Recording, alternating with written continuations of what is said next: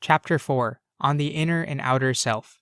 You must, O my brother, improve your inward aspect until it becomes better than your virtuous outward appearance. For the former is where the gaze of the real obtains, while the latter is where the envious gaze of creation is to be found.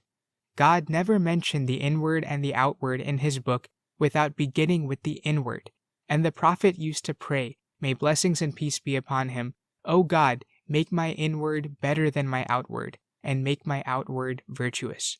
When the inward is good, the outward is also inevitably so, for the outward always follows the inward, whether for good or evil. The messenger of God, may blessings and peace be upon him, has said, in the body there lies a small piece of flesh. When it is good, the rest of the body is good also, and when it is corrupt, the rest of the body becomes corrupt also. It is the heart. Know that the one who claims to have a thriving inward, but whose outward has been corrupted by his abandoning outward acts of obedience, is a pretender and a liar.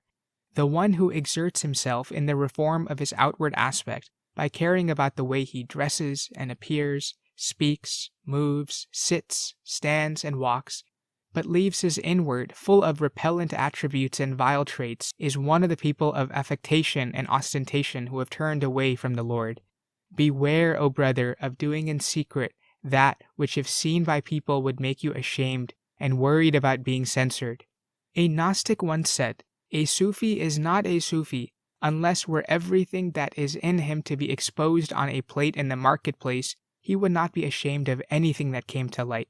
If you cannot make your inward better than your outward, the least that you can do is to make them equal, so that you behave equally well privately and publicly in obeying God's injunctions, avoiding his prohibitions, respecting what he has made sacred, and hastening to please him.